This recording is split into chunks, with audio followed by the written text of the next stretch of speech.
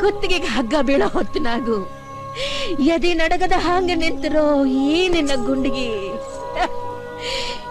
ಎಂಥ ಗುಂಡಿಗೆನೋ ಯಪ್ಪ.